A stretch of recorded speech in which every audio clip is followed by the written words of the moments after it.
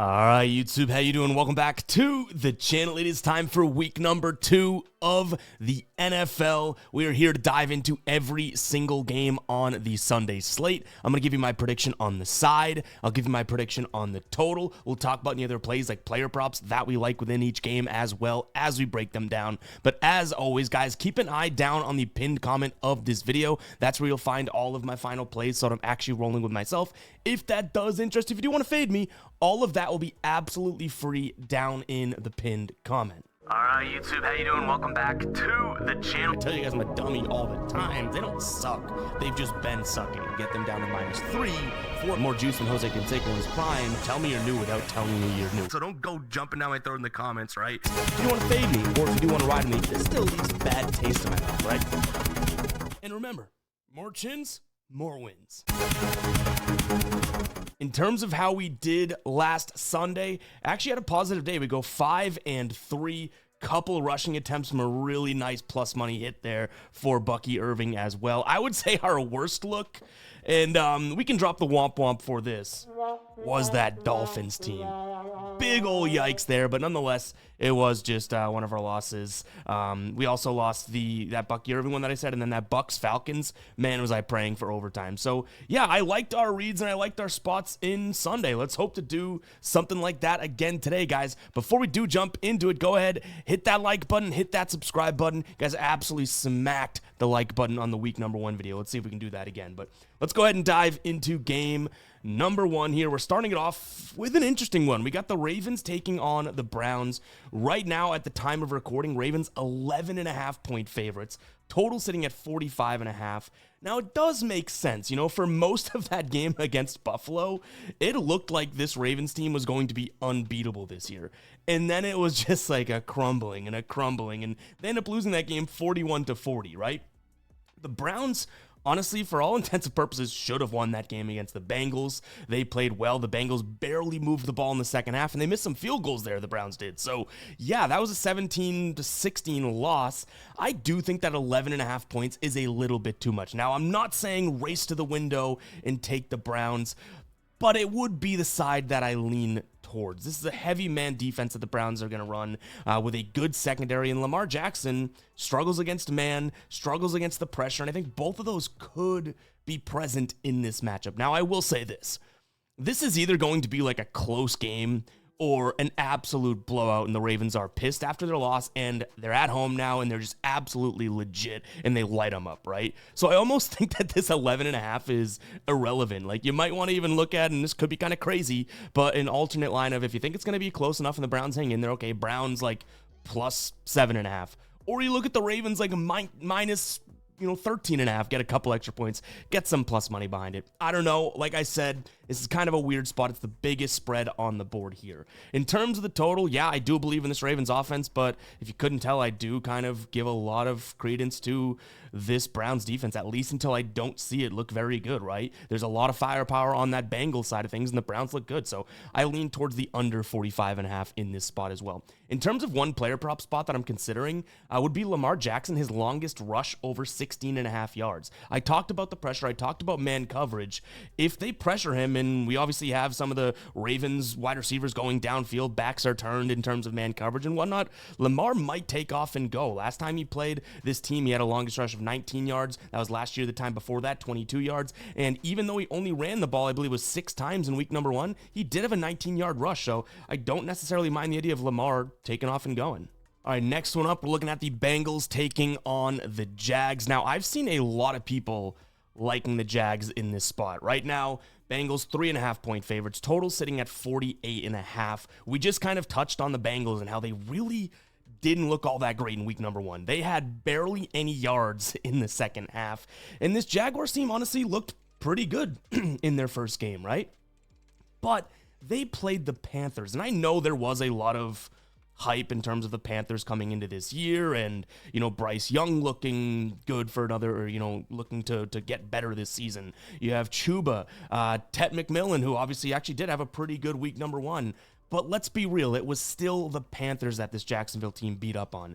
And though, with the coaching change and Trevor Lawrence being in a good situation and all that, I still kind of want to wait and see what this Jacksonville team turns into. I don't want to give too many flowers to their offense or defense in this spot. So yeah, I guess I'm on the other side of what I've seen a lot of on social media. I kind of like the Bengals. Now, do I like them at -3.5? Not at all. I would probably say this is a -3 or even buying that full point down to -2.5 if you can get a decent number for it. This has been a team that in press conferences and everything, they have emphasized the need and the want to start hot. Did they in week number 1? Heck no. So they're probably fired up in the locker room here to go out there and set the tone right now in week number 2 because they missed the opportunity in week number 1. Now, am I saying that this is going to be a dominant performance by the Bengals or anything like that? No, I do believe that we're going to see some points in this game. I had mentioned how Trevor Lawrence is in probably the best situation that he's been in quite some time. I think both Trevor Lawrence and Joe Burrow have decent games here today. So one same game parlay spot that I looked at, switching to player props real quick, would be both of these guys to throw for 225 plus through the air. I think that that's a decent spot. Now, Joe Burrow obviously is more likely to do that. I think his line is severely higher than that, but that's just under what, Trevor Lawrence's actual standard line is. So you're going to get decent odds for that SGP. I think that both of these teams can attack the secondary overall. Like, again, this Bengals team struggled in week number 1. They did not look all that great defensively. I don't think they're going to look good defensively this year. And we even saw, Joe Flacco put up 290 on them. Now, he threw 2 picks. Maybe Trevor Lawrence doesn't do that, but the yards were certainly there. Now, I did kind of touch on it, but I didn't give my full lean here. Again, Bengals -2.5, Bengals -3, and then if you couldn't guess, I don't mind the over in this spot as well, because I do think both quarterbacks will probably perform all right.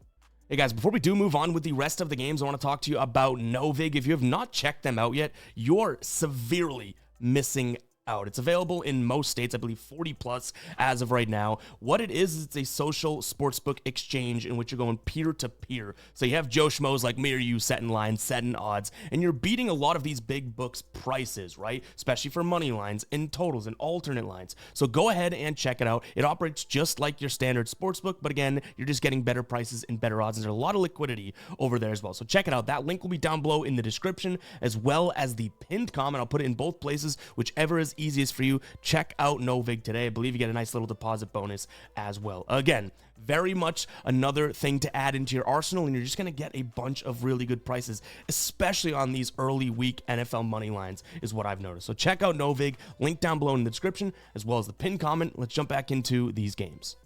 Moving on to the Cowboys taking on the Giants. Dallas coming off that loss in Thursday Night Football to the Eagles, but realistically, they didn't look all that terrible. I do think that lightning delay threw a wrench into a lot of the plans there in that game. On the Giants side of things, they're coming off of getting beat pretty handily by the Commanders, and I think that game honestly could have looked even worse. There were some drives that stalled out for the Commanders in that spot. Now here, I don't think we have to spend too much time on it. I know it's going to be square as all hell and probably one of the most public sides of the week, but I can't see a world in which Dallas is not the spot here.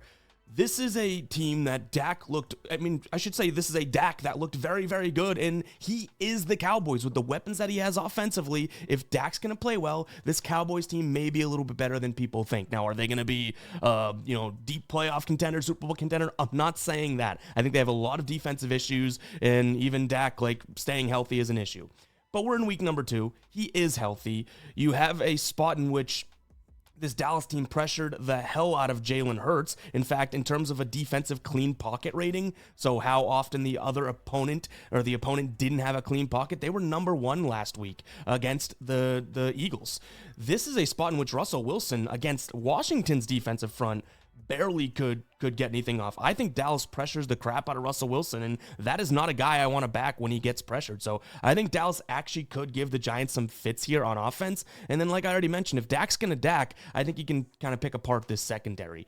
The biggest thing will be keeping that clean pocket for Dak. He's a guy that needs a clean pocket to truly, truly succeed. I don't necessarily love him against pressure. Against blitzes, design blitzes when they send extra men and whatnot, he's actually okay. He's good at identifying that. But against just true pressure, some of his numbers do drop. And obviously, if there's one strength of this Giants team out of the entire team. It's not Russell Wilson. I mean, you could say it's Malik Neighbors, but realistically, it's that defensive front, defensive line. So if the Cowboys can keep Dak safe back there, I think it's Cowboys all the way, -5.5. I will say that 5.5 seems a little irrelevant to me. If we roll this, I might just buy that half point, get plus money at the -6. Yeah, we could involve a push here, but nonetheless, I think that getting plus money, flipping it over, could be worth it. I also don't mind the idea of maybe a Cowboys team total over. I do worry about the Giants scoring just due to that pressure, but if you think that Russ can kind of hold his own, and that line can hold his own, then I don't think over 44.5 is all that crazy either in terms of both teams scoring to some degree.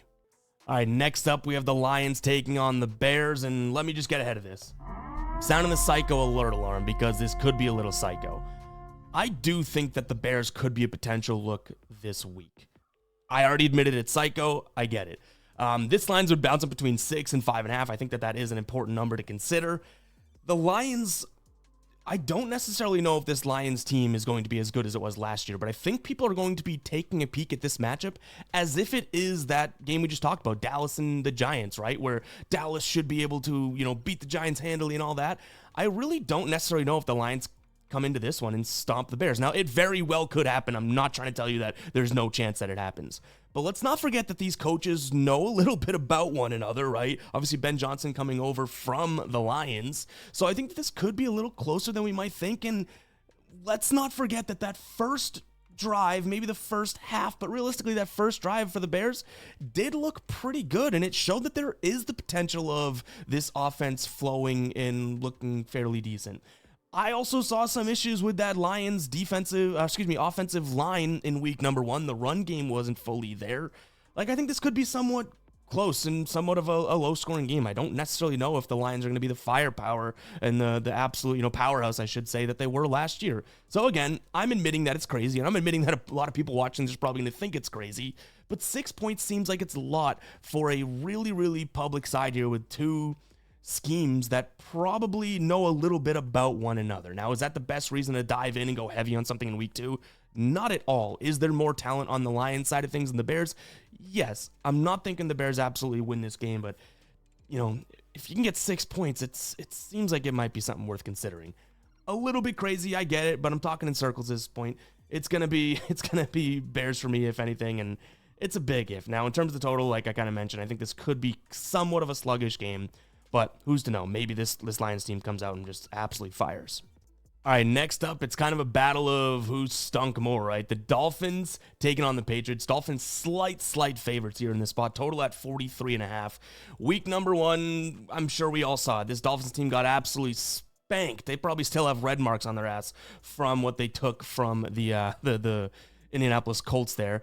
The Patriots, honestly, not too much better. They allowed Geno Smith on a new offense here to throw for nearly 400 yards. I think it was 360 something. So neither one of these teams looked all that phenomenal. Now, there's a lot of, is drama the right word, surrounding this Miami team? You have the odds-on favorite in terms of Mike McDaniel to be potentially the first coach fired. You obviously have Tua. People are saying that he stinks now. You have Tyreek Hill with his on and off. We don't need to get into the off-field stuff, but on and off-field issues going on. Seems like there's a lot of noise with this Miami team. The Patriots, on the other hand, just kind of stunk in week number 1. They don't have the noise. I still think they have somewhat of a, light at the end of the tunnel. They have a new coach in Vrabel.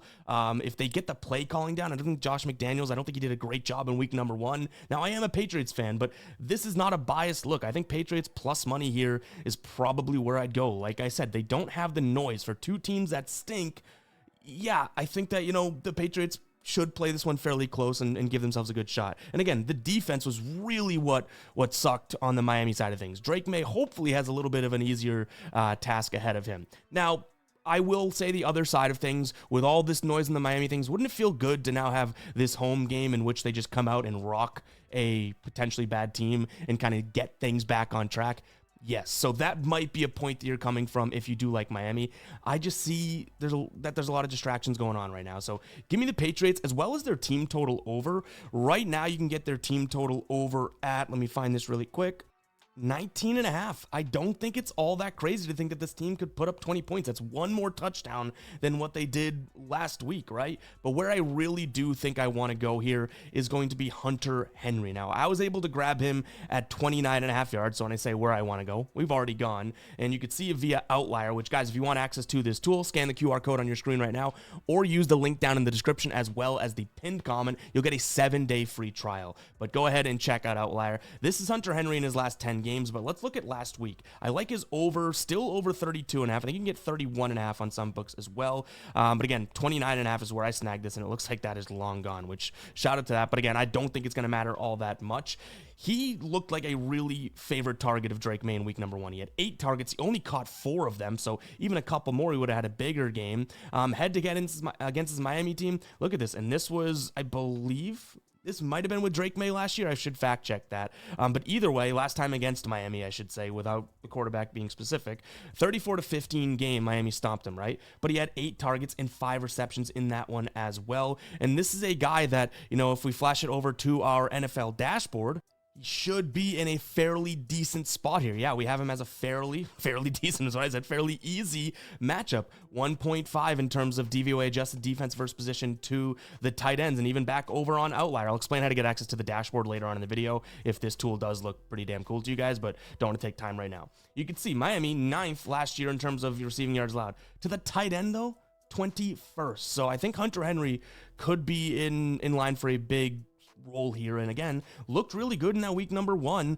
That's kind of what we're hoping for again, something like a lot of volume. Now his receptions line is at 3.5 for plus money. I really don't mind that. I also don't mind sort of a juiced play, maybe on prize or something at 2.5, but I think he'll get the targets. I at least hope he'll get the targets because we're already in at 29.5. You can expect that in the final plays. All right, I'll be honest, this next one, I don't think we're going to end up having any final plays in. We have the Saints taking on the 49ers. The big news here would be the injuries. So if you don't know, George Kittle should be out for, I think, 3 to 4 weeks. They put him on IR. Juwan Jennings is questionable here in this spot.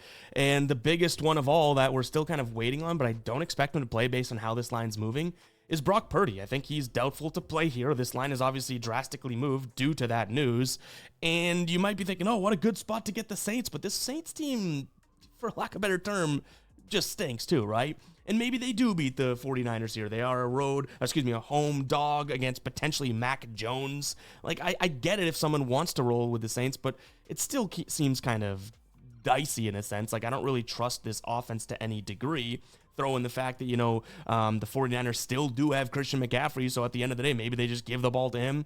This is not a spot in which I'm all that thrilled about. I would say it's probably more likely that, I'd lean Saints than 49ers because Brock Purdy is very, very important in that 49ers team, and I lived through the Mac Jones experiment with the Patriots, right? But give me the under as well. I don't exactly see where points come from in this game, but like I mentioned, don't want to spend too much time. Not my favorite spot, not the sexiest spot on the board this week. All right, next up, we have a divisional matchup here. Jets taking on the Bills. Let's start with the Jets because they did look really good in week number 1, right? Against the Steelers. They could have won that game. I mean, the defense didn't look all that great, which is kind of surprising, but they put up a decent amount of points. So let's give them their flowers there. I don't know if that continues. Like, I still look at this Jets offense and I'm like, well, is Justin Fields fully trustworthy? Breece Hall, is he going to keep doing that? Garrett Wilson, I do believe, is an absolute stud. So I have my concerns that they're not going to put up 32 points again, right? The defense, I'm sure, will get a little bit better, but they are going up against the Bills, and as bad as that Bills team looked in the beginning of that game, we saw how good and how dynamic they can be later on in the game against the Ravens, who should be a good defense. I know the defense didn't look good, but still a decent enough defense. I would say if the Steelers could do that to the Jets, so could the Bills. And throw in the fact that I feel like I've seen everybody and their grandmother's ex-boyfriend from high school on the Jets because it's a divisional game, because it's in the Meadowlands, and obviously, they play the Bills pretty damn well when at home. I get it. But to me, this Bills team is just so head and shoulders better offensively than the Jets that if the Steelers could go out there and put up a big number, I can't imagine the Bills don't. So I like the Bills in this one. Maybe a look at the over, because what I will say is, Justin Fields is very good against the zone, and he has been his whole career. And the Steelers played a decent amount of zone last week as well, and he's good against that, so maybe they can put up some points and compete here. I see this one being a spot in which the Bills put up their own number, and then maybe the Jets kind of topple on as well. So give me the Bills as well as the over. But again, I do get the point as to why someone might be on the Jets here. I just think that this Bills team is just so much better, and you can get it inside a touchdown right now. Like, there's spots like the Cowboys or the Lions that we're looking at very similar prices. And this is the Bills we're talking about. All right, guys, I mentioned our NFL dashboard found over on GuyBostonSports.com. Head to the members area and click NFL dashboard. Each and every game, you get all the key stuff from quarterback data to offensive to defensive to even defensive, how much they play zone or man, pressure, blitz rate, as well as this matchup analyzer down here. And we also have injury designation, so you can see if guys are questionable or doubtful or anything like that. And then defensive DVOA, or excuse me, just DVOA in general, but DVOA adjusted defense versus position is really cool as well. So a lot of stuff in here to help you in your NFL research. Go ahead and check it out. GuyBostonSports.com. Head to the members area, NFL dashboard. It's $6.99 per month, or if you do want to sign up and get the MLB dashboard, which is absolutely awesome, included, you can do the All Sports dashboard membership for $10.99 a month. So just wanted to give that a quick shout out. We built this ourselves, and I'm super proud of it, and I believe it's an amazing tool. Go check it out. GuyBostonSports.com. We have the Steelers taking on the Seahawks in this next one right now. Steelers a field goal favorite. Total sitting at 39.5. This is bumped between 39.5 and 40.5, but right around there. Now, week number 1, these were a tale of two different offenses, right? The Steelers team went out there and put up 34 points in a win against the Jets, which we've already kind of touched on a little bit. And the Seahawks went out there and only put up, 13 points in a loss against the 49ers. I do think that this Steelers team is the better team. I've been saying that in the Futures video on H to H, the show that I do with Tassos, which if you guys are watching this on Saturday or even Sunday morning, go check that out on the channel. I think the Steelers team is pretty legit, and though their defense looked god-awful in week number 1, I only expect their defense to get better. So this one's going to be a Steelers spot for me. I don't mind them at 2.5, though, if you can get that half point. The 3 is fine, but obviously with that push potential of the field goal there, especially being in what is projected to be somewhat of a low-scoring game, worries me a little bit. But yeah, I think that if Brock Purdy could make drives count and convert drives when needed against the Seattle defense, that I do think is good, but it's almost like when they needed to nut up or shut up, they very much shut up.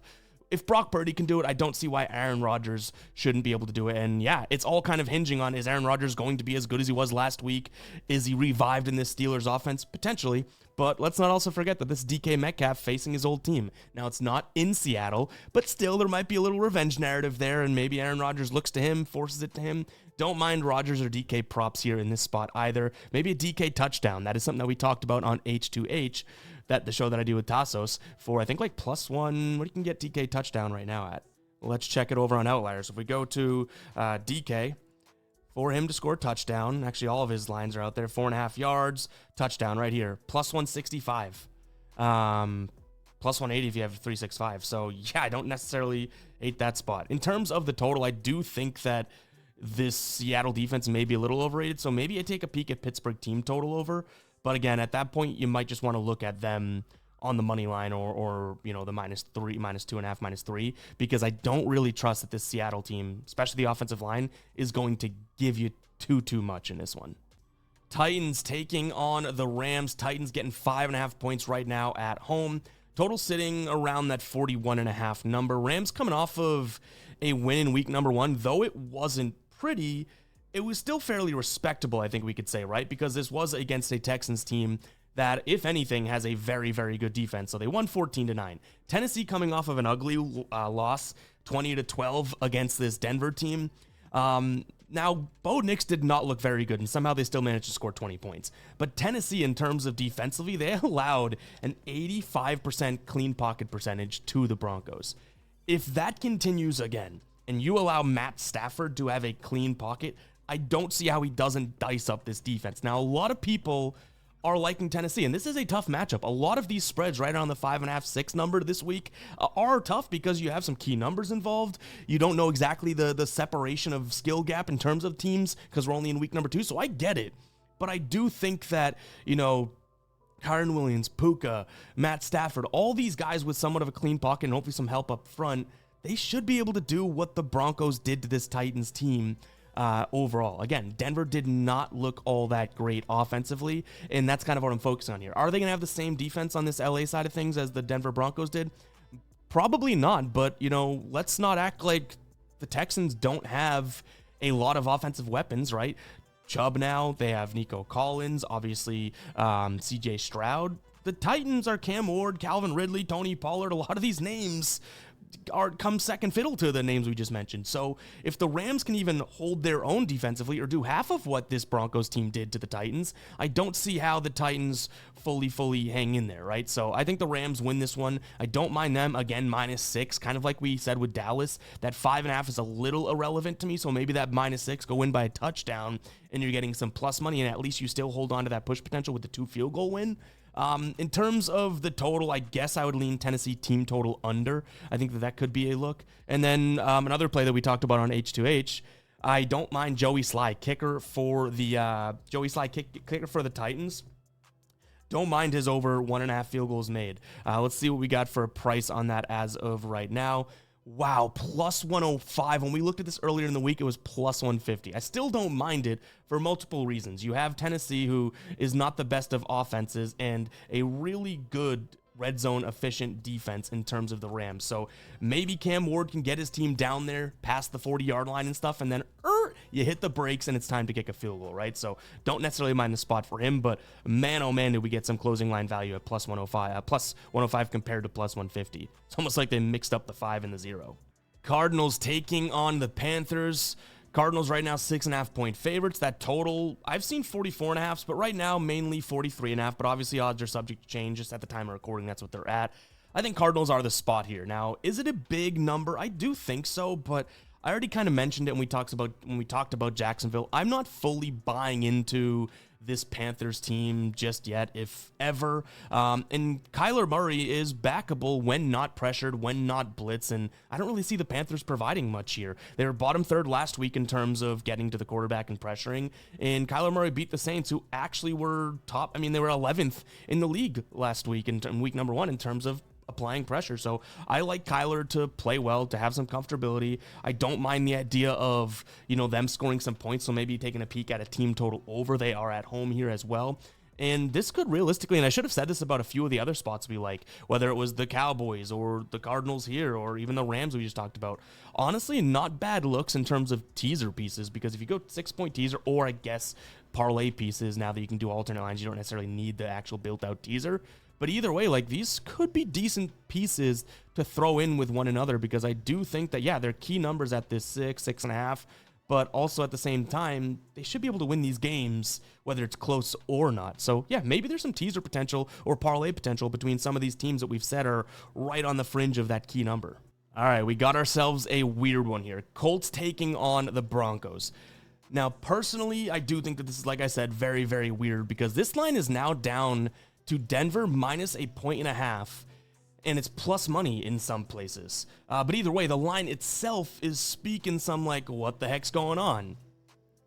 This Colts team looked really good in week 1. We talked about that. I do think that you could chalk that up to Miami just absolutely stinking out loud, though. You know what I mean? I don't know if I'm fully buying into Daniel Jones. This Broncos defense is going to be much, much different than that Dolphins defense, okay?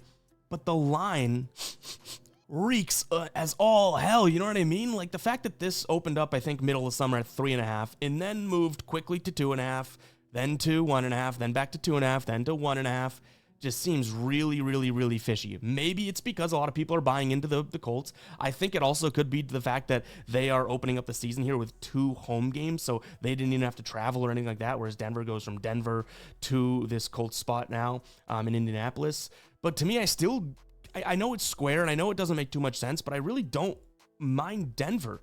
I think that this is a really, really, really good defense that, they obviously played an inexperienced offense, at least from the quarterback perspective last week, but they still only allowed 12 points, and he was the number 1 pick. And he's got guys like Tony Pollard, Calvin Ridley around him that are experienced. So, I guess I'm going to back the Denver defense. I don't mind the under, because I don't think that the Bo Nix squadron right now is all that phenomenal. They do have some guys, though, but even still, I think that this could be a lowish scoring game. Maybe if we really just want to back the defense, we could go Indianapolis team total under. But in that same way, I don't mind Daniel Jones unders, maybe Michael Pittman as well, because he had a really good week in week number 1. But, now you're going to have Pat Surtain on him. It's a weird one. Guys, I started saying it's a weird one, and I will remain that this is a weird one. But as squared as it is, I still think the Broncos are the side. All right, last but certainly not least for the Sunday slate here before we do briefly touch on Sunday Night Football. But again, if you aren't aware, we do have a full Sunday Night Football breakdown video on the channel. So we'll get to that game right after this, but I'll be very, very quick with it. So this is our last real full breakdown, I guess. We'll see. I say that now, and we'll see how much we talk about it. But we have the Chiefs taking on the Eagles. Little Super Bowl rematch here, right? Chiefs right now getting 1.5 at home, total at 46.5. I don't think either one of these squads is all that impressed or feeling good after coming off of their week 1 games. Yes, the Eagles did win, but they very much could have lost that game. CeeDee Lamb dropped a couple crucial balls. You had, was it Ferguson? Someone else dropped the ball in the end zone. The Chiefs obviously lose to the Chargers 27-21. Let me first say this, and I know you guys hate when I say this, but it doesn't mean that it's any less true. This is a game in which you could take either side. If you're at a bar having a beer with a buddy and they like one side and you're like, oh, that's the stupid side, that's an idiot side, you're most likely the idiot in the room because you can make an argument on either side for both of these squads. So first and foremost, I'm not trying to fight anyone if they're on the other side of this, okay? I do think the Eagles are the better team and more talented team. I think they have a little bit more zhuzh to their offense, whereas the Chiefs look like they could be getting pretty hindered in the sense of, Worthy's out now and Hollywood Brown. I don't necessarily know if he's going to be as good without sort of other guys around him. Pacheco could be okay, but even still, you have Travis Kelce who maybe lost a step. I just think that this is an Eagles offense that's a little bit more explosive. Now, does that mean we should fade Patrick Mahomes or anything like that? Not so much. I think that Patrick Mahomes could also do okay. If Dak Prescott could do all right against this Eagles offense and complete some passes, I think Mahomes could too. So I think points come in this one. I think that both of the offenses should be fairly strong. I don't mind Jalen Hurts either. First off, I guess I lean Eagles in the over. Simply put, that's what I got. But we'll see if we get there ourselves because it's a pretty dicey one. But I don't mind Jalen Hurts having a decent game as well. Whether we want to look at his passing plus rushing yards, which I think he had like 290 something in the Super Bowl. Let's see. Yeah, 293 in the Super Bowl, which is obviously good. I also don't mind him having a pretty damn good game through the air. He's going to see a ton of man coverage from this Chiefs team, and that's what they run a lot of. And he is very good against man. He's not a guy that, specializes at beating the zone or anything like that. So sure, maybe we take a peek at Jalen. Right now his passing yards line is at 201. I think that could be a decent spot. He had 221 in the Super Bowl. His passing completion line is at 17.5 for plus money. He had 17 in the Super Bowl. He completed, I want to say it was 17 of 22, but let's not forget that they were winning that game pretty handily, so they were able to slow things down and run the ball. So I think Jalen Hurts has a decent game here in this spot in a close win with a lot of points. All right, Sunday Night Football, we'll be quick here. Like I said, Tassos dives into this each and every week, has our own standalone Sunday Night Football game. But to me, you have the Vikings taking on the Falcons. I think this Falcons team is largely improved offensively than compared to last year. They put up a decent number, and they could have easily won that game or taken it to overtime. I mean, they missed a kick, right? So I think that they can score some points on this Minnesota team. I mean, at times, we saw the Bears look sustainable in terms of an offense, especially earlier in the game against this Vikings squad. Even though they're a good defense, I would still say that that's mostly due to the fact that we saw Caleb Williams and the Bears stink late in the game. I think this Atlanta team with the guys they have there can hold their own. Now, we want to keep an eye on, I believe, Drake London. He is questionable, as is Darnell Mooney. So obviously those are two big pieces. But yeah, to me, it's going to be the Falcons, and don't mind the idea of an over. I think the Falcons, if they can put up somewhat of a decent number, the Vikings hopefully build on what they did in Monday Night Football and end up being able to put up a decent number against what I wouldn't consider a great offense in the Falcons. But guys, that is going to wrap it up for today's show. If you made it this far into the video, would you go ahead and comment 33 down below? Really would appreciate it. Lets me know that you made it through this entire video. And like I said, I really appreciate it. You're doing more than just commenting a number. You're telling me that you spent some time with me today and, heard out everything that I had to say, which means so damn much. So go ahead and comment 33 down below. Let's have another good Sunday. Really do appreciate it. We'll catch you guys in the next one, all right? Peace out.